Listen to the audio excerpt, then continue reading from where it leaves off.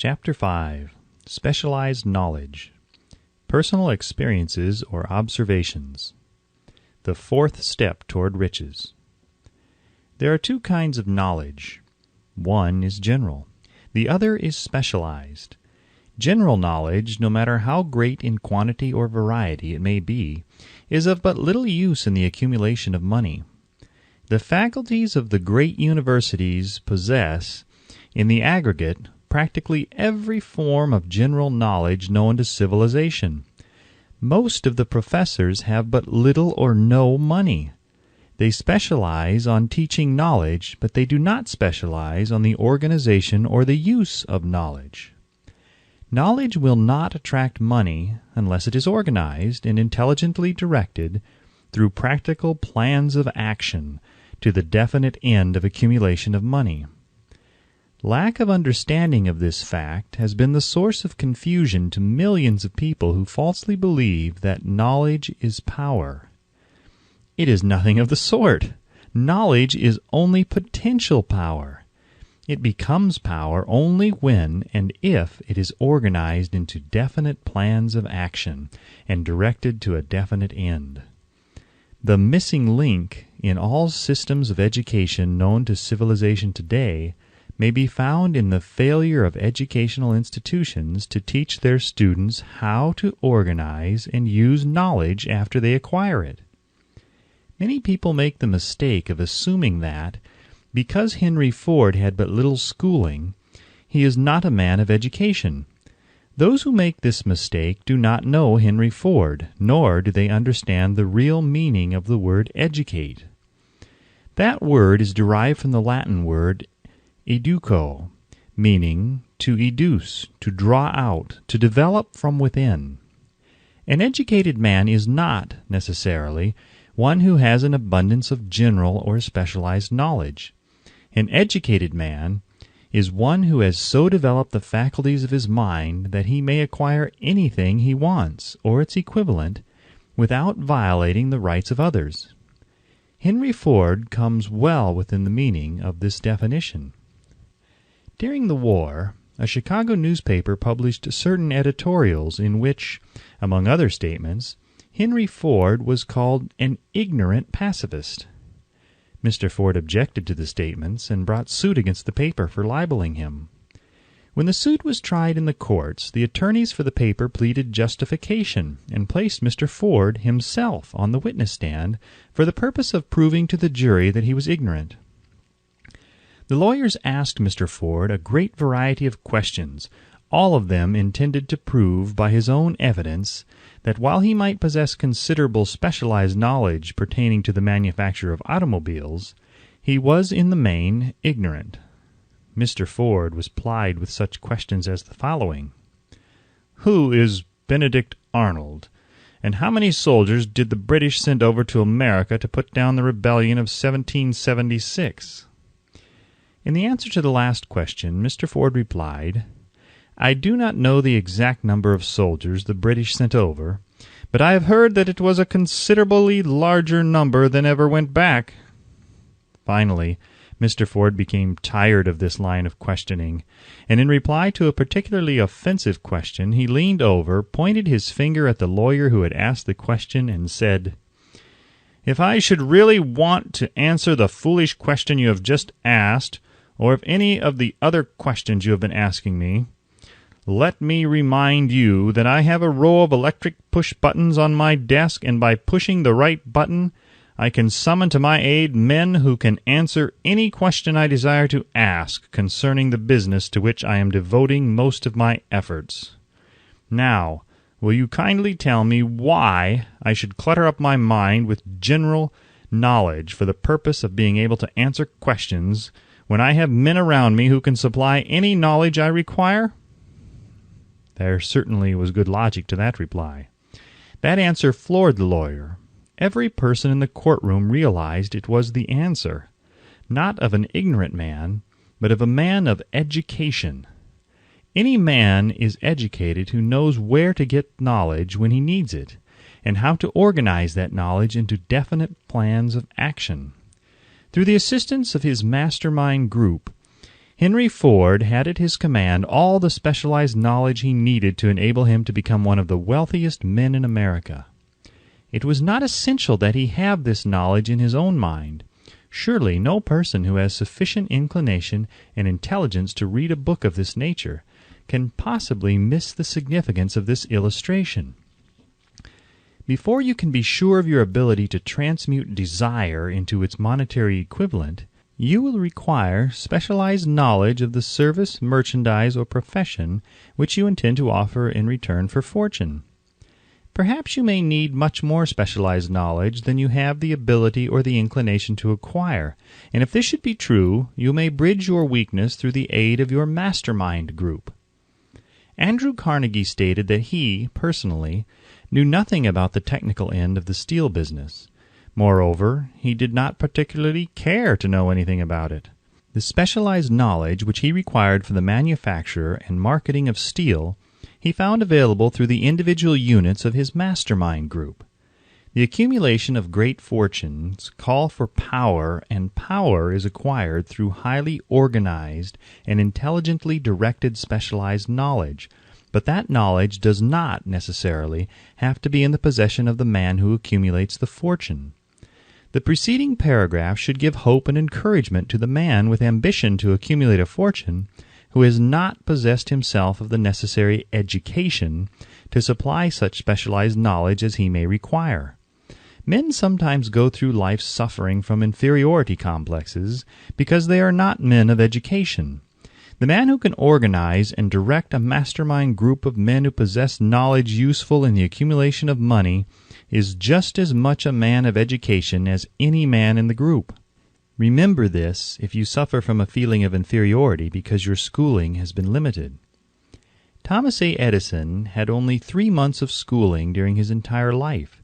He did not lack education, neither did he die poor. Henry Ford had less than a 6th grade schooling, but he has managed to do pretty well by himself financially. Specialized knowledge is among the most plentiful and the cheapest forms of service which may be had. If you doubt this, consult the payroll at any university. It pays to know how to purchase knowledge. First of all, decide the sort of specialized knowledge you require and the purpose for which it is needed. To a large extent, your major purpose in life, the goal toward which you are working, will help determine what knowledge you need. With this question settled, your next move requires that you have accurate information concerning dependable sources of knowledge. The more important of these are A. One's own experience and education. B. Experience and education available through cooperation of others, Mastermind Alliance. C. Colleges and universities. D. Public libraries, through books and periodicals in which may be found all the knowledge organized by civilization. E. Special training courses, through night schools and home study schools in particular. As knowledge is acquired, it must be organized and put into use for a definite purpose through practical plans. Knowledge has no value except that which can be gained from its application towards some worthy end. This is one reason why college degrees are not valued more highly. They represent nothing but miscellaneous knowledge. If you contemplate taking additional schooling, first determine the purpose for which you want the knowledge you are seeking. Then learn where this particular sort of knowledge can be obtained from reliable sources. Successful men in all callings never stop acquiring specialized knowledge related to their major purpose, business, or profession. Those who are not successful usually make the mistake of believing that the knowledge acquiring period ends when one finishes school. The truth is that schooling does little more than to put one in the way of learning how to acquire practical knowledge. With this changed world, which began at the end of the economic collapse, came also astounding changes in educational requirements. The order of the day is specialization. This truth was emphasized by Roger P. Moore, Secretary of Appointments of Columbia University. Specialists most sought. Particularly sought after by employing companies are candidates who have specialized in some field, business school graduates with training in accounting and statistics, engineers of all varieties, journalists, architects, chemists, and also outstanding leaders and activity men of the senior class. The man who has been active on the campus, whose personality is such that he gets along with all kinds of people and who has done an adequate job with his studies, has a most decided edge over the strictly academic student. Some of these, because of their all-around qualifications, have received several offers of positions, a few of them as many as 6. In departing from the conception that the straight-A student was invariably the one to get the choice of the better jobs, Mr. Moore said that most companies look not only to academic records but to activity reports and personalities of the students. One of the largest industrial companies, the leader in its field, in writing to Mr. Moore concerning prospective seniors at the college, said, "We are interested primarily in finding men who can make exceptional progress in management work. For this reason we emphasize qualities of character, intelligence, and personality far more than specific educational background." Apprenticeship proposed. Proposing a system of apprenticing students in offices, stores, and industrial occupations during the summer vacation, Mr. Moore asserts that after the first 2 or 3 years of college, every student should be asked to choose a definite future course and to call a halt if he has been merely pleasantly drifting without purpose through an unspecialized academic curriculum. Colleges and universities must face the practical consideration that all professions and occupations now demand specialists, he said, urging that educational institutions accept more direct responsibility for vocational guidance. One of the most reliable and practical sources of knowledge available to those who need specialized schooling is the night schools operated in most large cities. The correspondence schools give specialized training anywhere the U.S. mails go, on all subjects that can be taught by the extension method. One advantage of home study training is the flexibility of the study program, which permits one to study during spare time. Another stupendous advantage of home study training, if the school is carefully chosen, is the fact that most courses offered by home study schools carry with them generous privileges of consultation, which can be of priceless value to those needing specialized knowledge. No matter where you live, you can share the benefits. Anything acquired without effort and without cost is generally unappreciated, often discredited.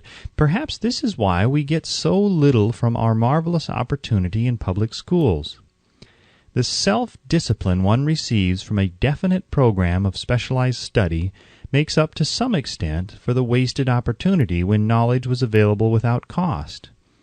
Correspondence schools are highly organized business institutions. Their tuition fees are so low that they are forced to insist upon prompt payments. Being asked to pay, whether the student makes good grades or poor, has the effect of causing one to follow through with the course when he would otherwise drop it. The correspondence schools have not stressed this point sufficiently, for the truth is that their collection departments constitute the very finest sort of training on decision, promptness, action, and the habit of finishing that which one begins. I learned this from experience more than 25 years ago. I enrolled for a home study course in advertising. After completing 8 or 10 lessons, I stopped studying, but the school did not stop sending me bills. Moreover, it insisted upon payment whether I kept up my studies or not.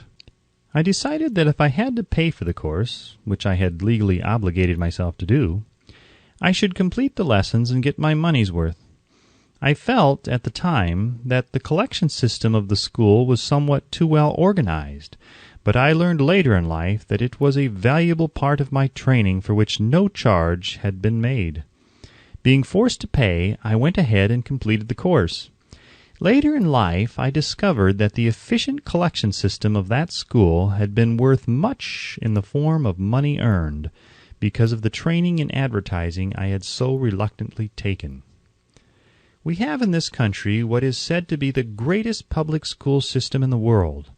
We have invested fabulous sums for fine buildings. We have provided convenient transportation for children living in rural districts so they may attend the best schools. But there is one astounding weakness to this marvelous system. It is free. One of the strange things about human beings is that they value only that which has a price. The free schools of America and the free public libraries do not impress people because they are free. This is the major reason why so many people find it necessary to acquire additional training after they quit school and go to work.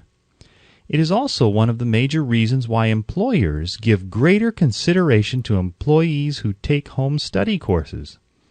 They have learned from experience that any person who has the ambition to give up a part of his spare time to studying at home has in him those qualities which make for leadership.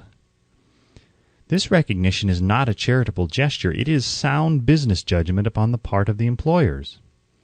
There is one weakness in people for which there is no remedy. It is the universal weakness of lack of ambition. Persons, especially salaried people, who schedule their spare time to provide for home study seldom remain at the bottom very long. Their action opens the way for the upward climb, removes many obstacles from their path, and gains the friendly interest of those who have the power to put them in the way of opportunity. The home study method of training is especially suited to the needs of employed people who find, after leaving school, that they must acquire additional specialized knowledge but cannot spare the time to go back to school. The changed economic conditions prevailing since the Depression have made it necessary for thousands of people to find additional or new sources of income. For the majority of these, the solution to their problem may be found only by acquiring specialized knowledge. Many will be forced to change their occupations entirely. When a merchant finds that a certain line of merchandise is not selling, he usually supplants it with another that is in demand. The person whose business is that of marketing personal services must also be an efficient merchant. If his services do not bring adequate returns in one occupation, he must change to another, where broader opportunities are available. Stuart Austin Weir prepared himself as a construction engineer and followed this line of work until the Depression limited his market to where it did not give him the income he required.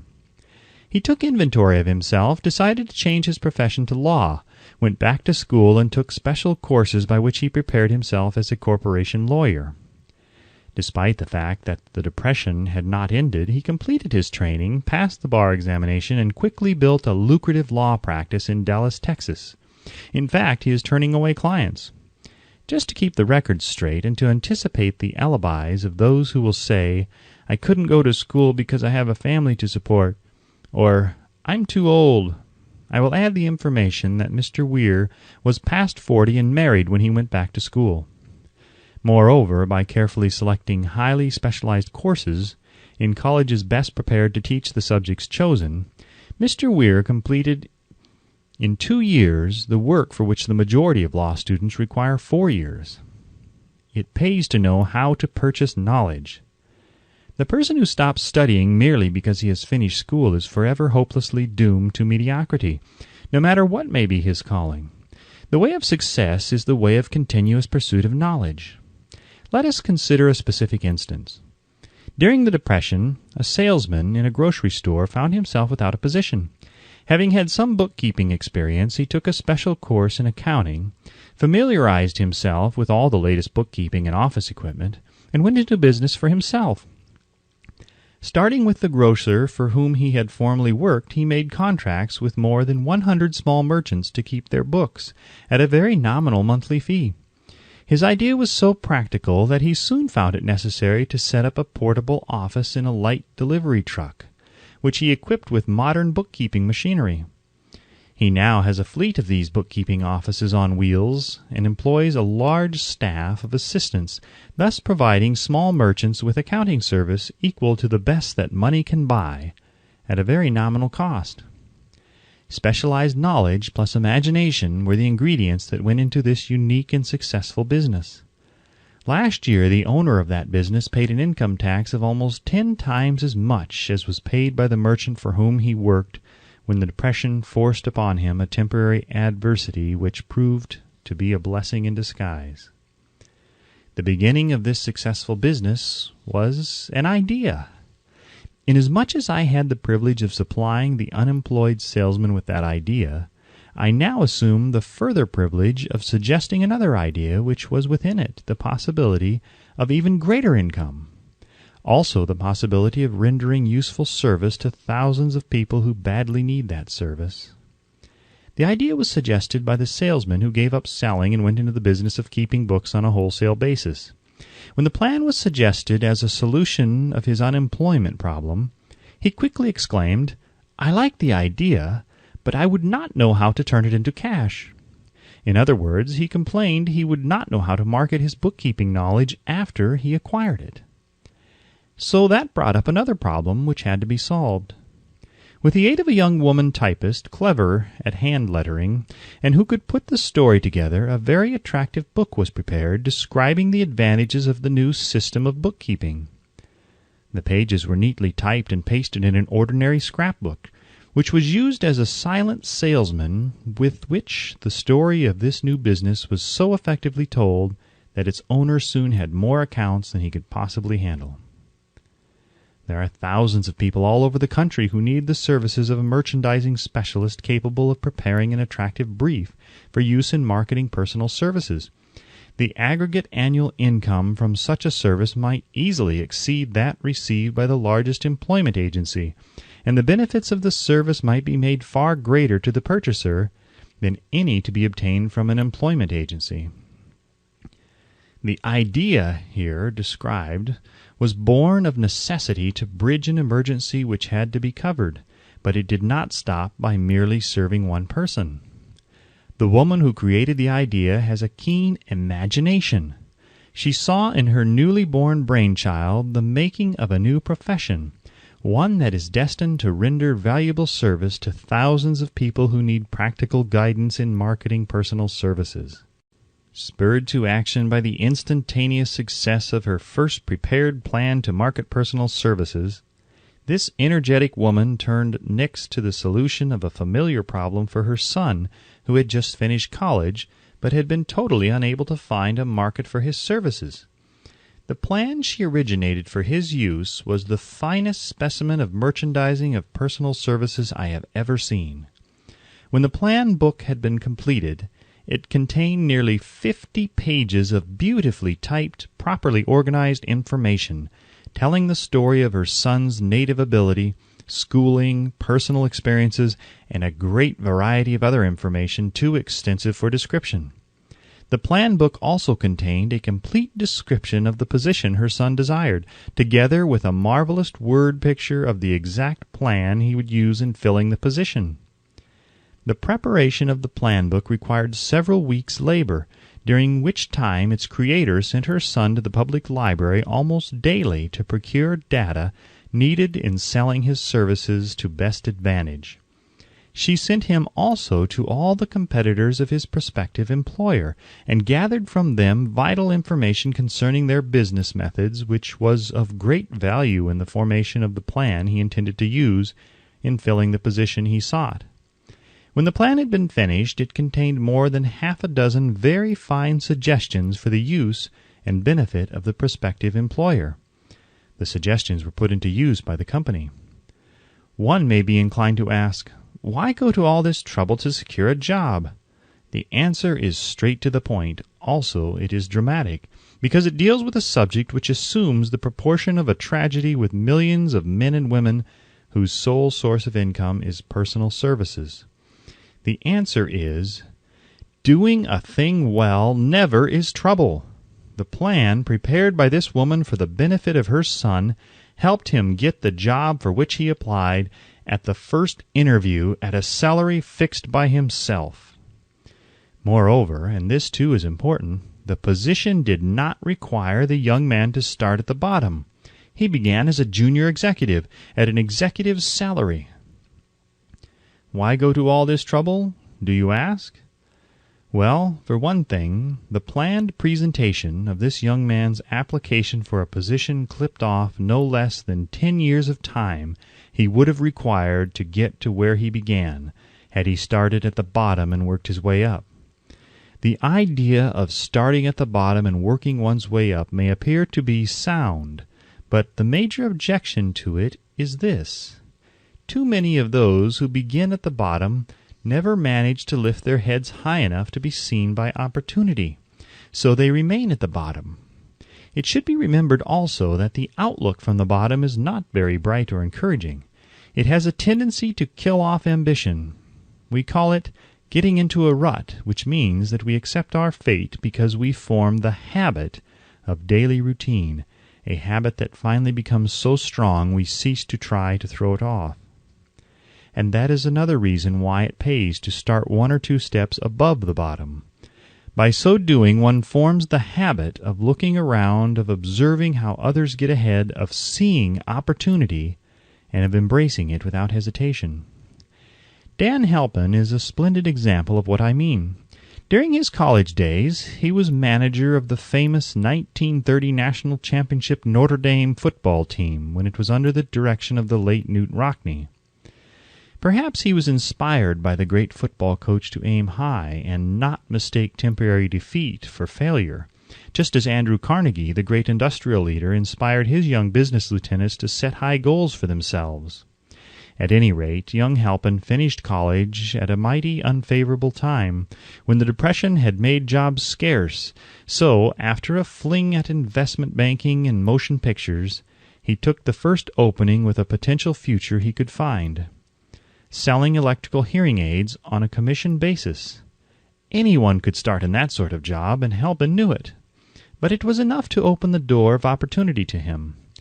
For almost 2 years he continued in a job not to his liking, and he would never have risen above that job if he had not done something about his dissatisfaction. He aimed first at the job of assistant sales manager of his company, and got the job. That one step upward placed him high enough above the crowd to enable him to see still greater opportunity. Also, it placed him where opportunity could see him. He made such a fine record selling hearing aids that A.M. Andrews, chairman of the board of the Dictograph Products Company, a business competitor of the company for which Halpin worked, wanted to know something about that man, Dan Halpin, who was taking big sales away from the long-established Dictograph Company. He sent for Halpin. When the interview was over, Halpin was the new sales manager in charge of the Acousticon division. Then, to test Halpin's mettle, Mr. Andrews went away to Florida for 3 months, leaving him to sink or swim in his new job. He did not sink. Knute Rockne's spirit of all the world loves a winner and has no time for a loser inspired him to put so much into his job that he was recently elected vice president of the company and general manager of the Acousticon and silent radio division, a job which most men would be proud to earn through 10 years of loyal effort. Halpin turned the trick in little more than 6 months. It is difficult to say whether Mr. Andrews or Mr. Halpin is more deserving of eulogy, for the reason that both showed evidence of having an abundance of that very rare quality known as imagination. Mr. Andrews deserves credit for seeing in young Halpin a go-getter of the highest order. Halpin deserves credit for refusing to compromise with life by accepting and keeping a job he did not want. And that is one of the major points I am trying to emphasize through this entire philosophy, that we rise to high positions or remain at the bottom because of conditions we can control if we desire to control them. I am also trying to emphasize another point, namely that both success and failure are largely the results of habit.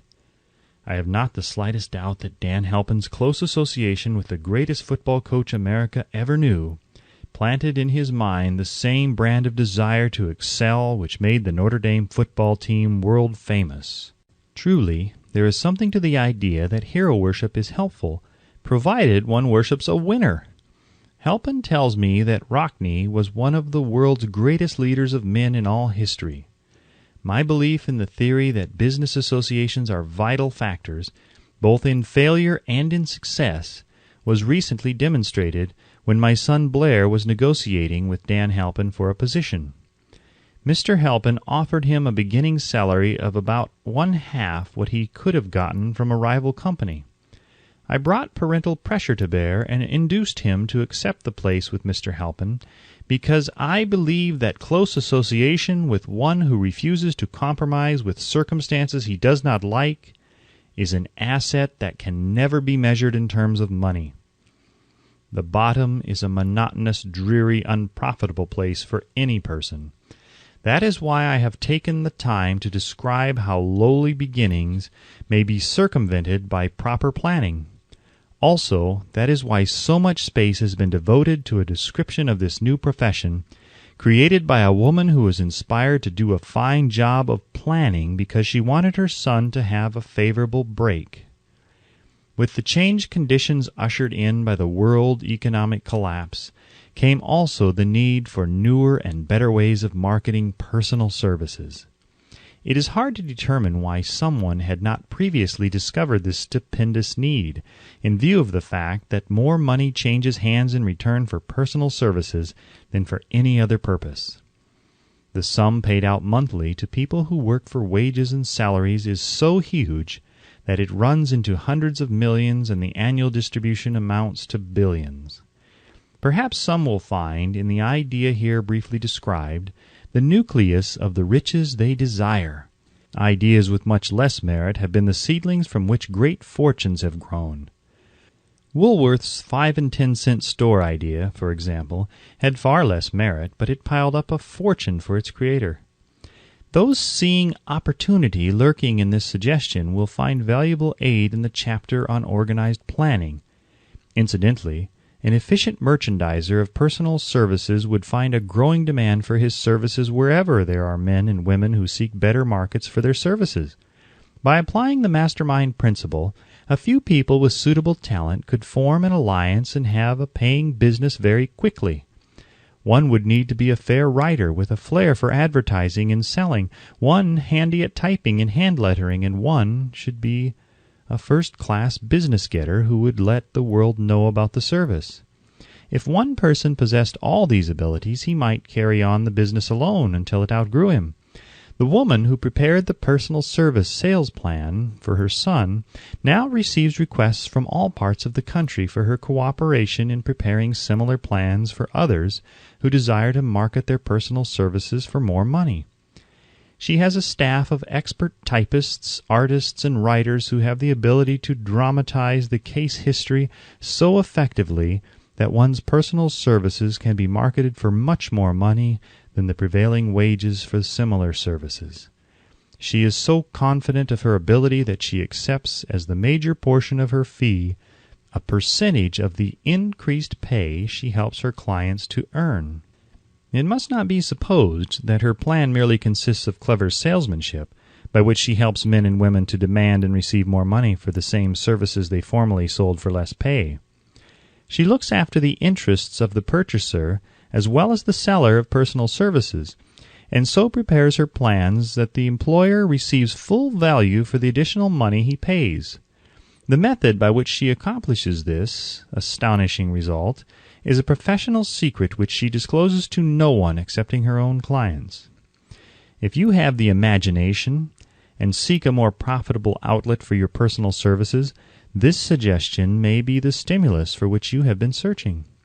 The idea is capable of yielding an income far greater than that of the average doctor, lawyer, or engineer whose education required several years in college.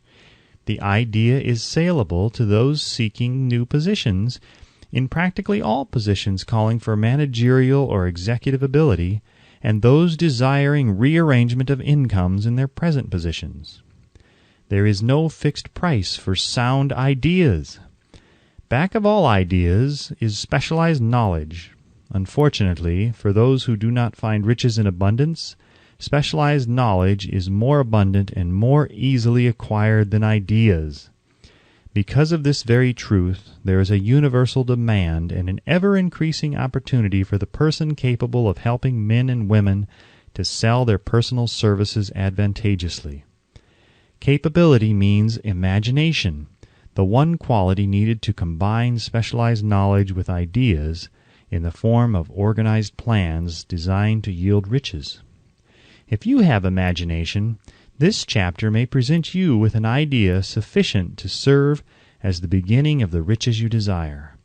Remember, the idea is the main thing. Specialized knowledge may be found just around the corner. Any corner.